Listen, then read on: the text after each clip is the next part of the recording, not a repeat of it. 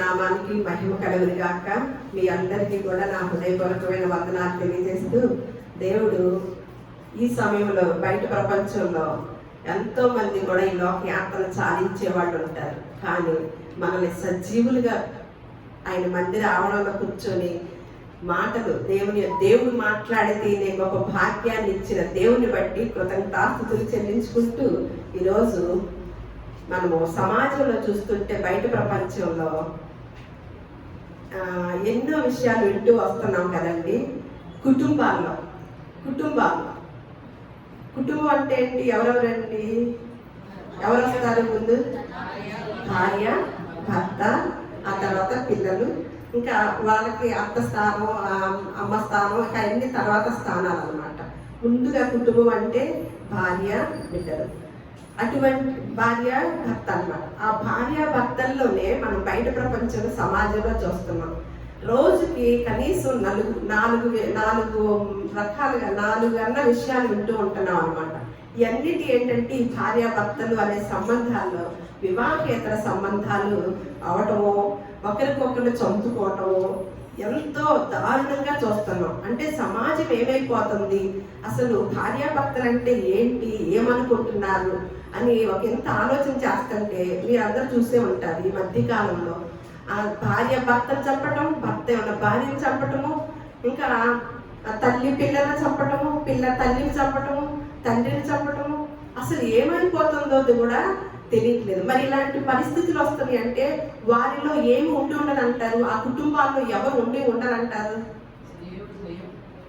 అందుకనే సొలొమోను గారు, జ్ఞాని అయిన సొలొమోను గారు ఒక మాట చెప్తారు, దేవోక్తి లేని ఎడల జనులు కట్టు తప్పి తిరుగుతారు. అంటే దేవుని యొక్క లేఖనాన్ని బట్టి నేను చెప్తున్నాను అనమాట. ఆ కుటుంబాల్లో, ఆ భార్యాభర్తల మధ్యలో ఎవరు లేరండి? దేవుడి యొక్క మాట లేదు. అంటే ఇప్పుడు మనం ఇక్కడికి వస్తున్నాము, మనము మౌనంగా వెళ్ళి ఒక దండం పెట్టుకొని వెళ్ళి దేవుడి దగ్గరికి వచ్చామా? లేదు కదా. మాట్లాడే దేవుడు, మనల్ని బలపరిచే దేవుడు, మన జీవితాలని కట్టే దేవుడి దగ్గరికి మనం వస్తున్నాం అన్నమాట. వచ్చినప్పుడు ఆ మాట మనల్ని తీసుకొని మన గృహాలకు వెళ్ళినప్పుడు మన దైనందిక జీవితాల్లో, మన భార్య భర్తల విషయాల్లోనైనా, కుటుంబంలో పిల్లల విషయాల్లోనైనా ఏం తెలియచేస్తుందండి? ఏమనంటే మళ్ళీ అది కూడా లేఖనం ఉంది, నీ వాక్యములు వెల్లుడవుతూనే వెలుగు కలుగును, అది తెలివి లేని వారికి తెలివినిచ్చినది. అంటే మన తెలివిని, అంటే జ్ఞానము, బుద్ధి జ్ఞాన సర్వ సంపదలు ఎవరి దగ్గర ఉన్నాయండి? యేసుక్రీస్తు వారి దగ్గర ఉన్నాయి కదా. అవన్నిటిని ఏం చేస్తాము? పొందుకొని వెళతాం. వెళ్ళినప్పుడు ఇంకొక మాట ఉంటుంది, జ్ఞానవంతురాలు తన ఇల్లుని కట్టుకుంటుంది, మూఢురాలు తన చేతులతోనే తన ఇల్లుని ఓడబెట్టుకుంటుందంట. చూడండి, జ్ఞానవంతురాలు గురించి రాసి ఉంది, మూఢురాలు గురించి రాసి ఉంది. మరి బయట ప్రపంచంలో చూస్తుంటే మరి భార్యలు కొంతమంది చేస్తున్న తప్పిదాలు బట్టి వాళ్ళు ఎలాంటి వారండి? కుటుంబాలను ఎలా ఓడబెట్టుకుంటున్నారు అంటే దేవుని యొక్క మాట లేదనమాట.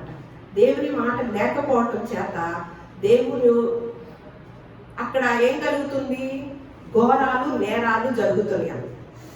కానీ దేవుడి యొక్క సంకల్పం ఏమంటే, పరిశుద్ధ గ్రంథాన్ని మొత్తాన్ని కనుక మనం చూసినట్లయితే ఒక మాట కుటుంబ వ్యవస్థ గురించి, భార్యాభర్తల గురించి, వివాహం గురించి మెయిన్గా అంటే ప్రాధాన్యంగా రాసి ఉంచారండి.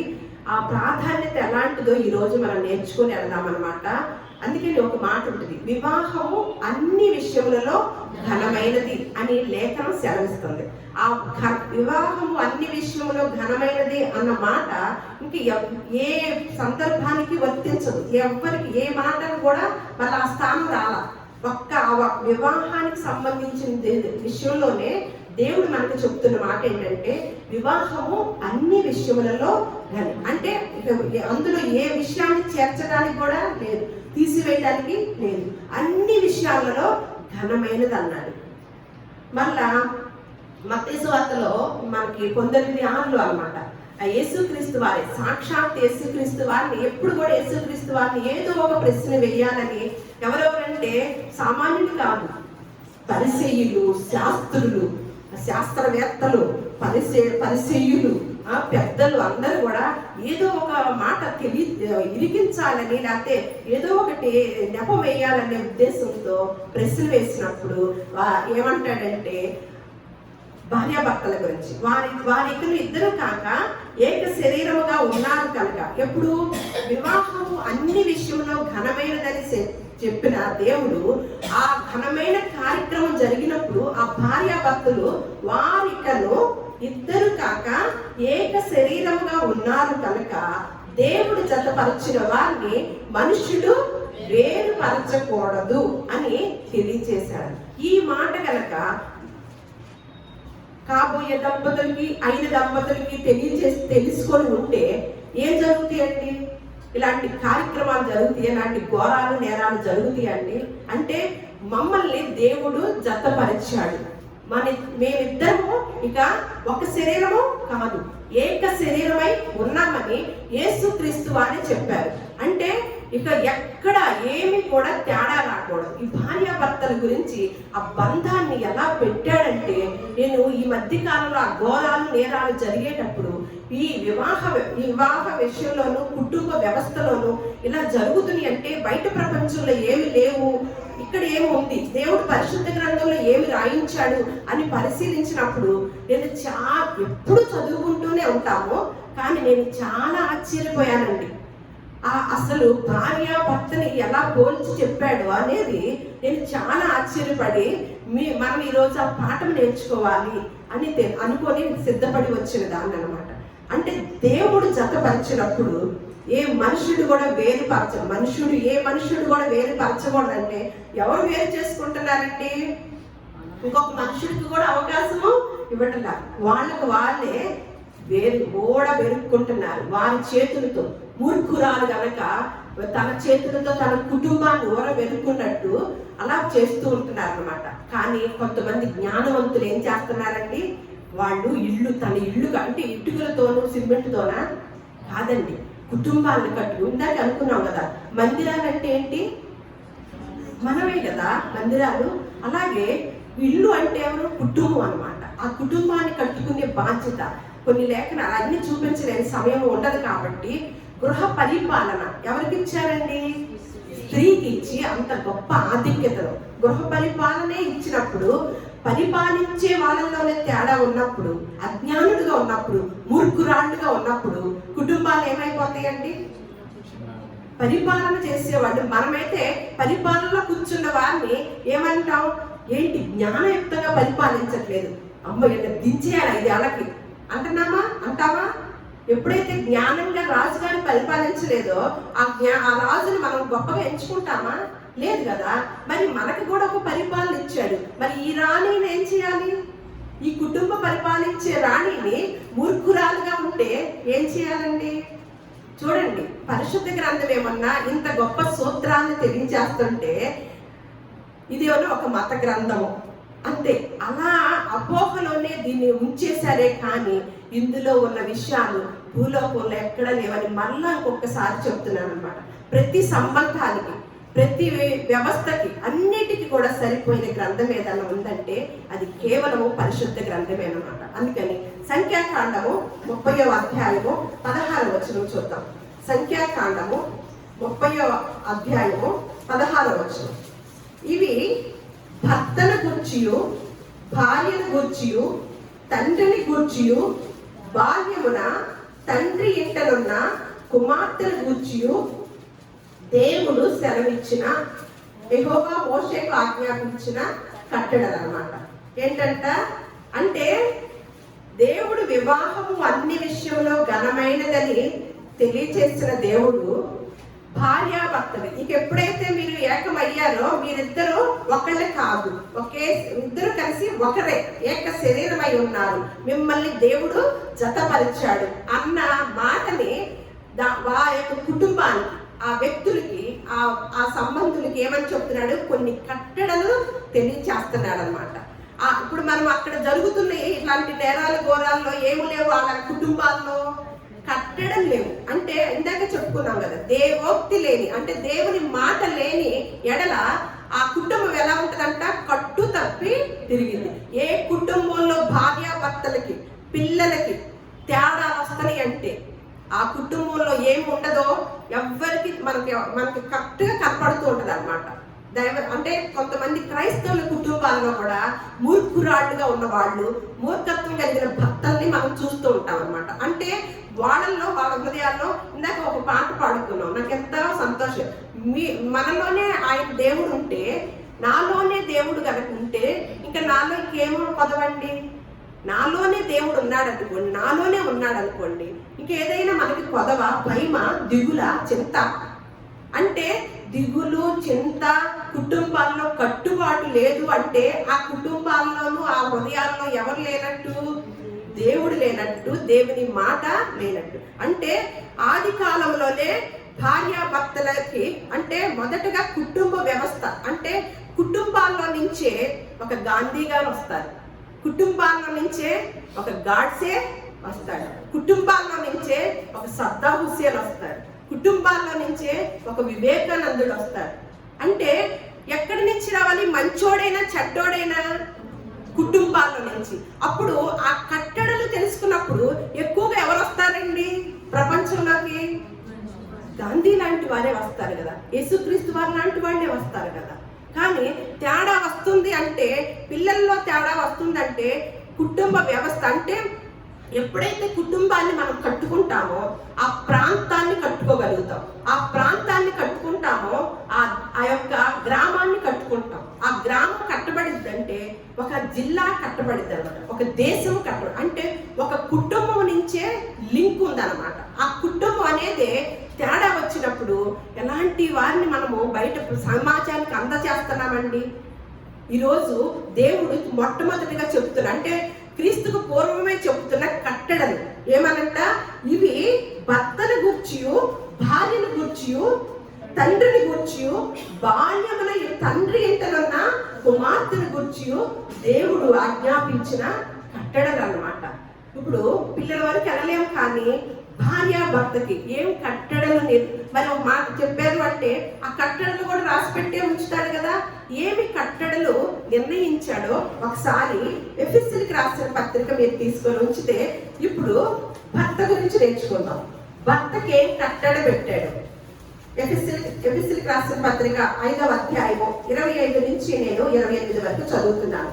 పురుషులారా, మీరును మీ భార్యలను ప్రేమించుడి, అటువలే క్రీస్తు కూడా సంఘమును ప్రేమించి అది కళంకమైనను ముడతయైనను అట్టిది మరి ఏదైనను లేక పరిశుద్ధమైనదిగాను నిర్దోషమైనదిగాను మహిమగల సంఘముగాను ఆయన తన ఎదుట దానిని నిలువబెట్టుకొనవలెనని వాక్యముతో ఉదక స్నానము చేత దానిని పవిత్రపరిచి పరిశుద్ధపరచుడికై దాని కొరకు తన్ను తాను అప్పగించుకొనెను.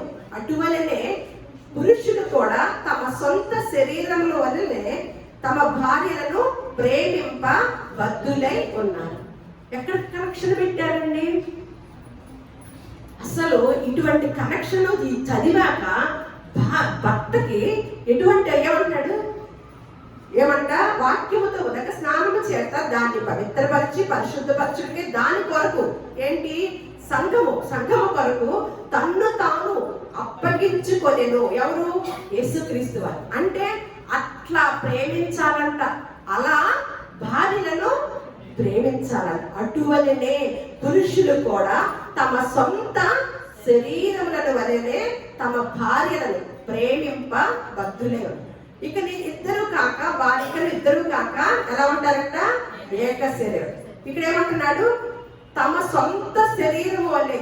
అంటే భార్యకి చెయ్యి వచ్చిందంటే ఎవరికి రావాలి? భర్తకు వచ్చినంత బాధపడాలి. ఇక ఆ శరీరం ఎవరిది? భార్య శరీరం ఎవరిది? భర్తదన్నమాట. అంటే ఇక్కడ మనం తెలుసుకున్న పరిశుద్ధ, మనం అనుసరించే పరిశుద్ధ గ్రంథంలోని యొక్క కట్టడలండి. ఇది మత గ్రంథం అన్నారే, దానిలో ఉన్న కట్టడలు. మరి ఇది గమనించి విన్నవారు మరి మత గ్రంథం అంటారో, మరి మంచి సూత్రాలు 12 కాపురానికి 12 సూత్రాలు అంటారో తెలుసుకోవాలన్నమాట. ఏమంటున్నాడు?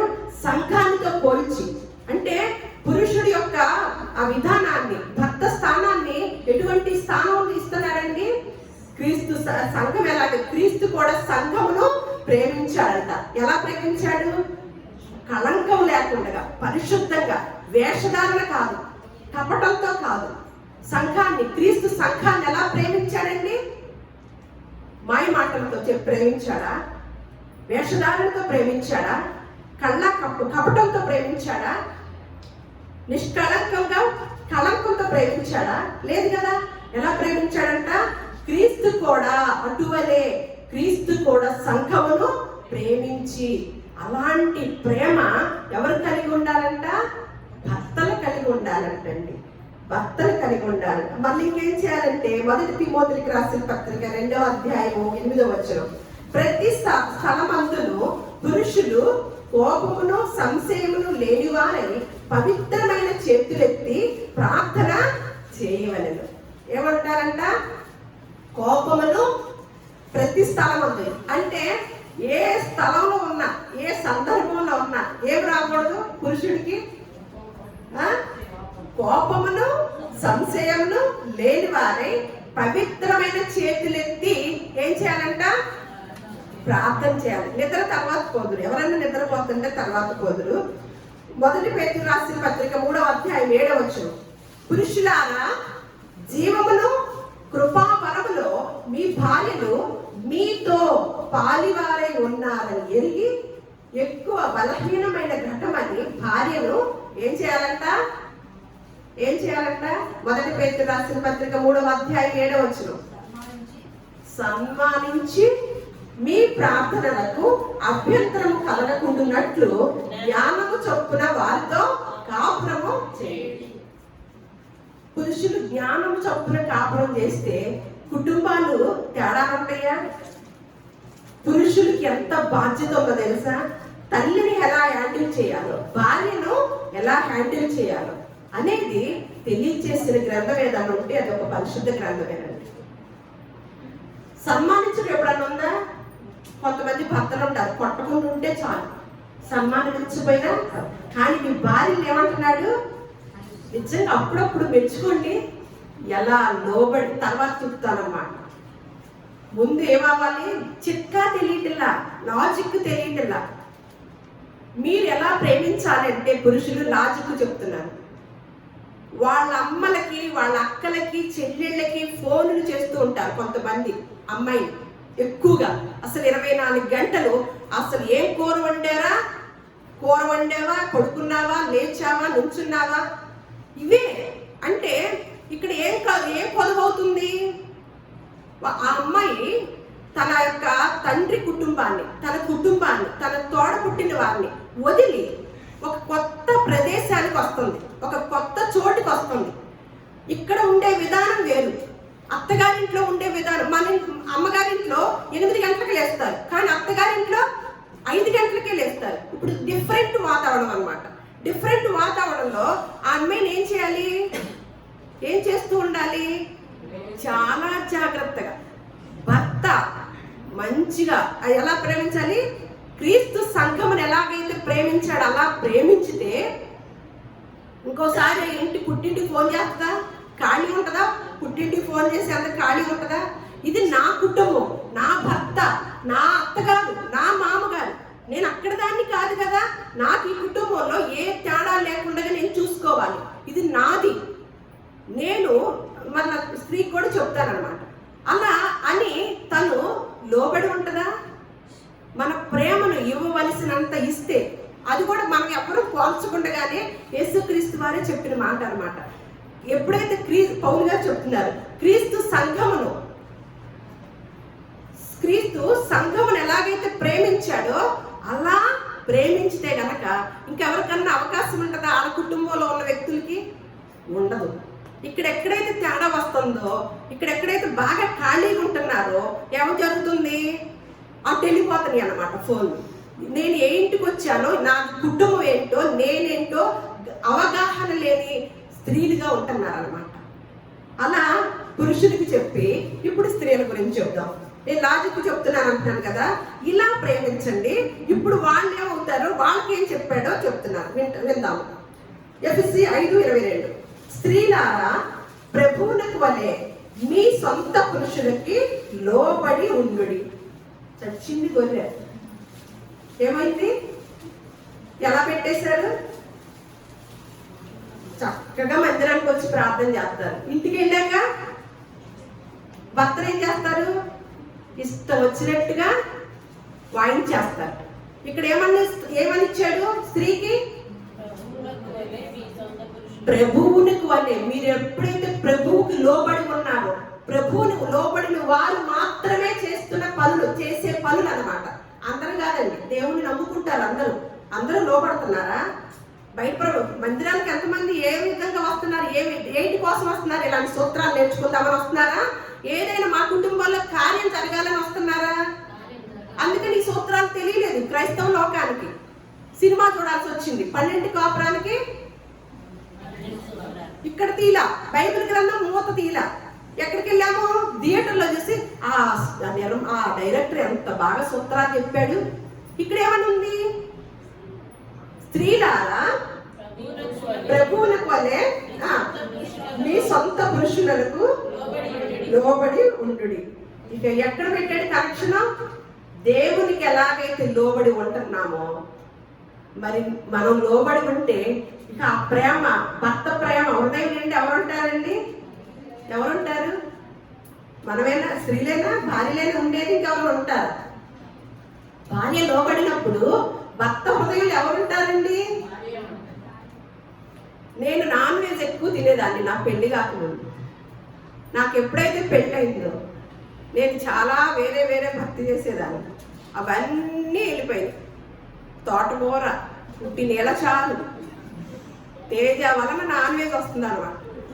ఏ కూర ఆయన తింటే అచ్యుతరావు గారు ఆ కూర తినేదాన్ని. నన్ను టెస్ట్ చేయాలని దానికి 700 రూపాయలు జీతం వచ్చినప్పుడు 700 ఇచ్చేసి, పెళ్ళైన కొత్తల్లో 700 ఇచ్చేసి కాముగా కూర్చున్నారు. బాగా తెలివిగల ఆయన. కాముగా కూర్చొని నాకు అసలు రూపాయి దాయటం లేదు. చిన్న వయసులో పెళ్ళిళ్ళు అవుతాయి కదా, సినిమాకి వెళ్ళి అలవాటు ఎక్కువ. 10 రూపాయలు మా నాన్న కొనుక్కోమనిస్తే నిమిషంలో అవజేసేదాన్ని. అలాంటిది ఒక కుటుంబం వచ్చేసింది.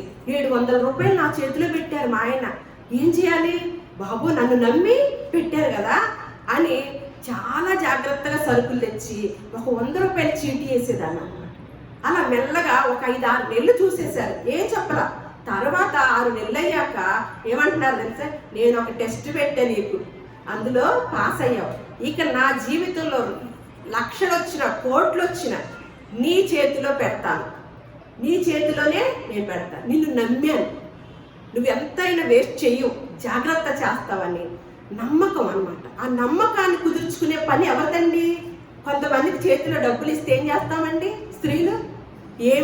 ఏం కావాలో అవే కొనేసుకుంటూ వస్తామన్నమాట. నీళ్ళచారు తాగితే నీళ్ళచారే తాగేదాన్ని, తోటకూర తింటే ఆ తోటకూరే తినేదాన్ని, దొండకాయలు ఉడకబెట్టి కూర.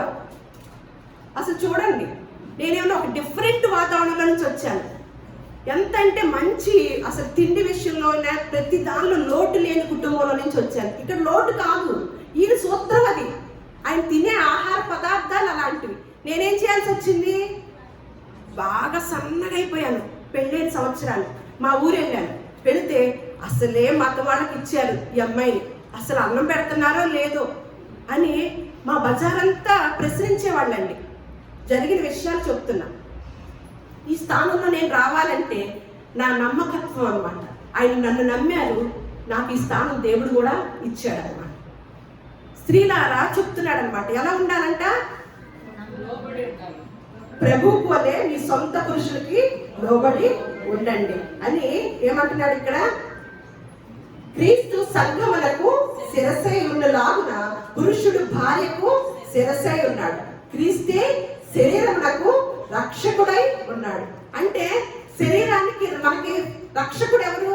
మనం రక్షించేవాడు ఎవరు? క్రీస్తే కదా. ఇప్పుడు మనల్ని భౌతికంగా రక్షించే వాళ్ళు ఎవరు? మన భర్తలు అన్నమాట. మన భర్తల యాండిల్లో మనం ఉంటే మనల్ని ఎవరన్నా కదిలిస్తారండి? ఎవరన్నా ఒక మాట అనగలుగుతారా? చూడండి అసలు ఎంత పోల్చి చెప్పాడో చూడండి. ఏమంటున్నాడు? శిరస్సై ఉన్నాడు. క్రీస్తే శరీరమునకు రక్షకుడై ఉన్నాడు. సంఘము క్రీస్తుకు లోబడినట్టుగా భార్యలు కూడా ప్రతి విషయములోనూ తమ పురుషులకు లోబడి ఉండవలసిందే. అంతే, ఇదే ఆజ్ఞ అన్నమాట. ఇదే అంతే జారీ చేశాడు. మనం ఎప్పుడైతే దేవుడు యేసుక్రీస్తు వారికి లోబడి ఉంటున్నామో, ఈ సంఘానికి కట్టుబడి ఉంటున్నామో, భర్త విషయంలో ఖచ్చితంగా మనము లోబడి ఉండవలసిందే అని మొదటి పేతురు రాసిన పత్రిక 3వ అధ్యాయము 1వ వచనం చూద్దాం. పేతురు గారే భర్తకి రాశారనమాట, భార్యకి రాశారు. స్త్రీలారా, మీరు మీ స్వపురుషులకు లోబడి ఉండుడి. అందువలన వారిలో ఎవరైనాను వాక్యమునకు అవిధేయులైతే వారు భయముతో కూడిన మీ పవిత్ర ప్రవర్తన చూచి వాక్యము లేకుండానే తమ భార్యల నడవడి వలన రాబట్ట పడవచ్చు. ఎంతమంది భర్తలు వస్తున్నారండి దేవుని దగ్గరికి? ఎలా ఉందంట ఈ స్త్రీ? ఏం చేయాలంట? తన పవిత్రమైన ప్రవర్తన ద్వారా, వాక్యం లేకుండానే దేవుని సన్నిధికి ఎటు రారు కొంతమంది తెలియని వాళ్ళు. ఈ భార్యలు అయితే వస్తారు. అప్పుడు ఏం చేయాలంటే భార్యలు వాక్యం లేకుండానే వారి పవిత్ర ప్రవర్తన ద్వారా భర్తలు ఎలా అంట అవిధేయులైతే కనుక వారు భయముతో కూడిన మీ పవిత్ర ప్రవర్తన చూచి వాక్యము లేకుండానే తమ భార్యల నడవడి వలన రాబట్ట పడవచ్చును. మళ్ళా తీతుకు రాసిన పత్రిక 2వ అధ్యాయం 5వ వచనం. తీతుకు రాసిన పత్రిక 2వ అధ్యాయం 5. దేవుని వాక్యము దూషింపబడకుండానట్లు ఎప్పుడైతే దేవుని నమ్మిన వారు ఉంటారో వారు కుటుంబాల్లో కనుక జ్ఞానవంతురాళ్ళుగా కట్టుకోకపోతే వారి వలన ఏమి దూషించబడుతుందండి? మన వలన ఎన్ని మార్లు దేవుని వాక్యం దూషించబడుతుందో మన కుటుంబాల్లో ఎంత ఆలోచన చేయండి. మన వలన, స్త్రీల వలన కుటుంబాల్లో దేవుని యొక్క వాక్యము దూషించబడుతుందో ఎన్ని మార్లు ఆలోచించండి, లెక్క పెట్టండి. ఏమంటున్నాడు ఇక్కడ?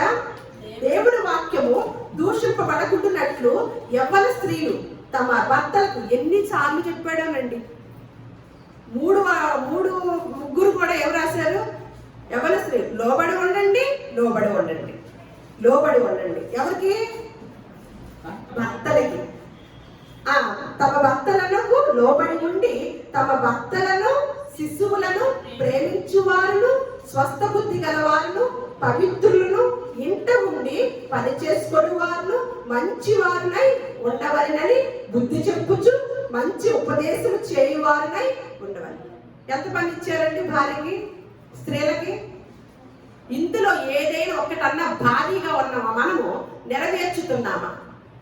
ఇందులో ఒక్కటైనా మనం వచ్చినప్పటికీ, దేవుని సన్నిధికి వస్తున్నప్పటికీ ఎవరిని దూషించబడితే అప్పుడు మనలో ఏమవుతుంది? మనలో ఎవరుంటారు? అపవాది ఉంటుందా?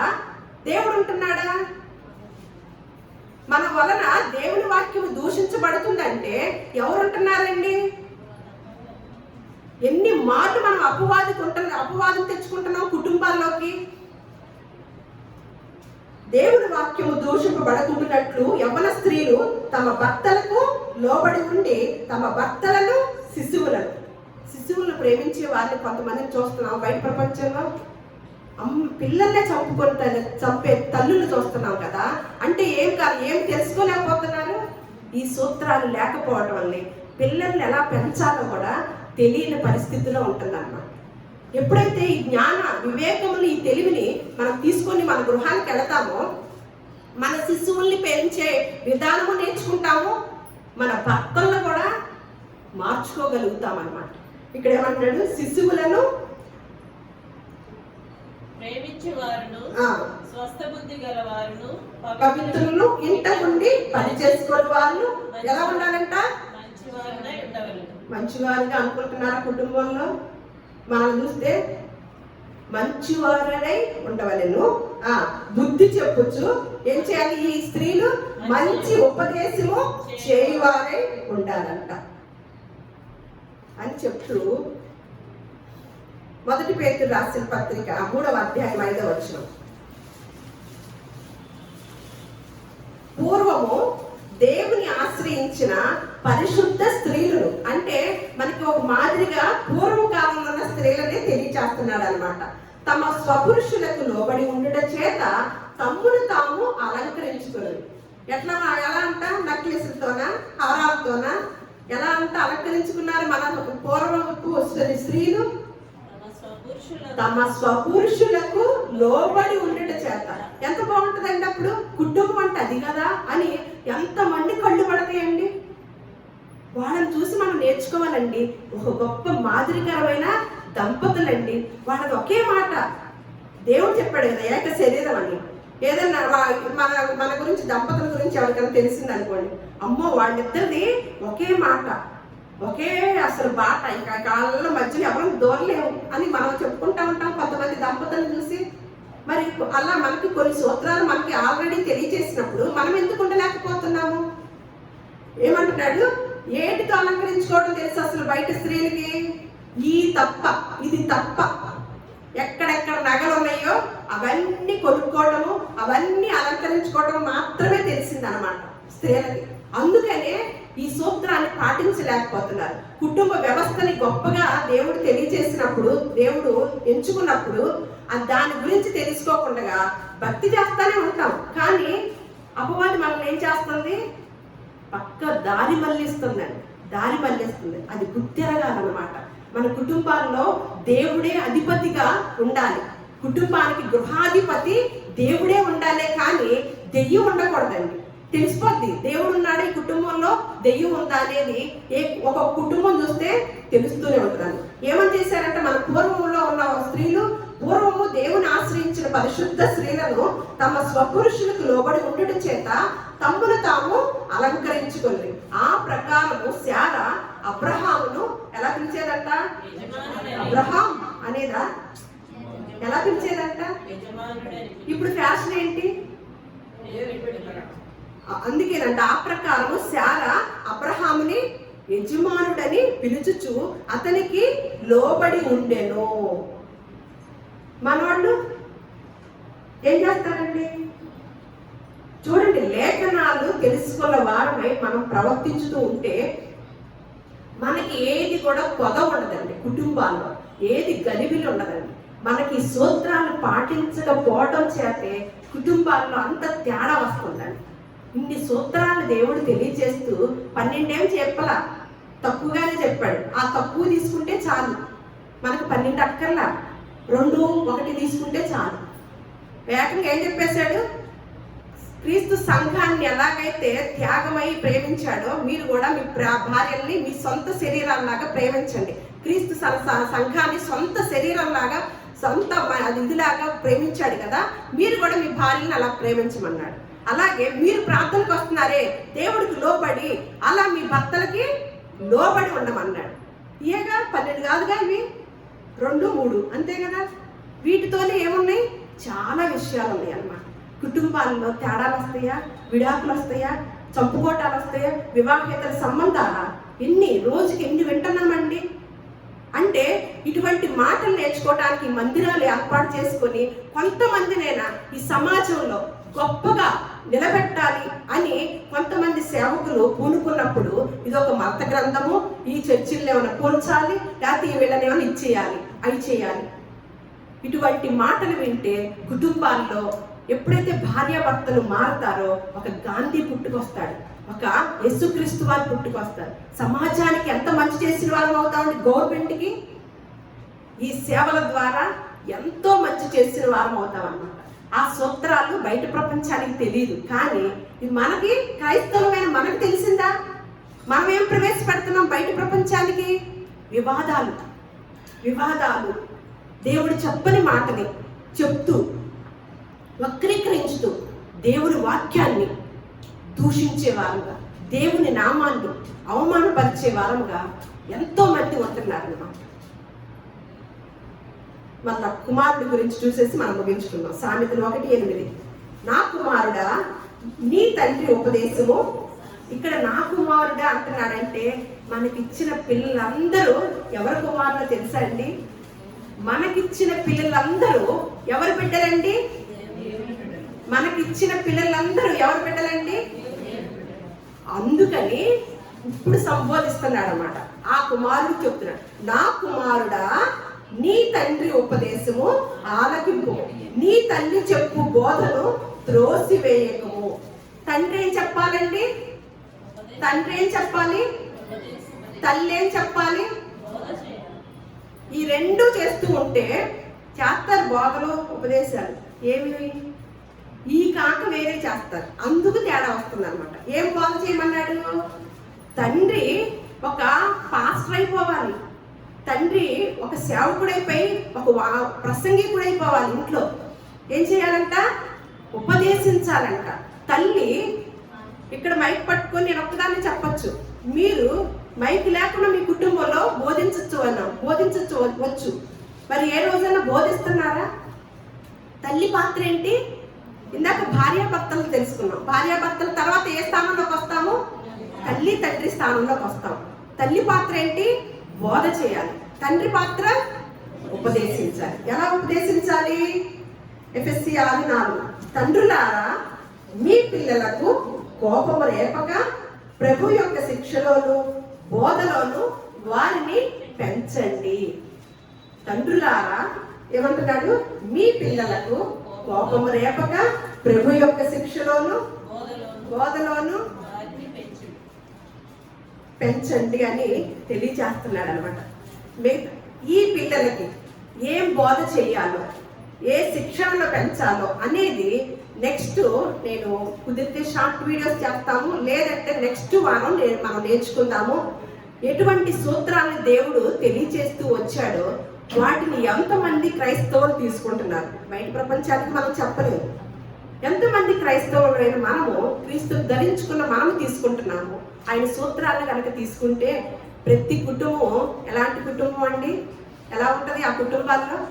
సంతోషము ఆ కుటుంబమే, సమాధానము ఏమున్నా లేకపోయినా ఆ కుటుంబం ఎప్పుడు ఎలా ఉంటుంది? సంతోషంగా ఉంటుంది.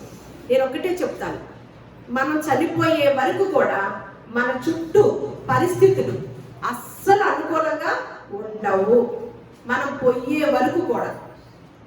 కానీ వాటిని అనుకూలం చేసుకునే పని ఎవరి చేతుల్లో ఉందండి? మన చేతుల్లో ఉందన్నమాట. దేవుడిచ్చిన ఈ సూత్రాలతో మన కుటుంబాలను కట్టుకుంటూ, జ్ఞానవంతురాలుగా మన కుటుంబాలని కట్టుకుంటూ, పవిత్రమైన చేతులెత్తి ప్రార్థన చేసే గృహ నిర్వాహకులుగా పురుషులు ఉంటూ, మనం ఒక సమాజానికి ఒక మాదిరికరమైన దంపతులుగాను, మాదిరికరమైన తల్లిదండ్రులుగాను దేవుడు ఈ క్రీస్తు ప్రార్థనా మందిరం అనే కుటుంబ సభ్యులందరినీ కూడా అలా దీవించి ఆశీర్వదించి వర్ధిల్ల చేయునుగాక.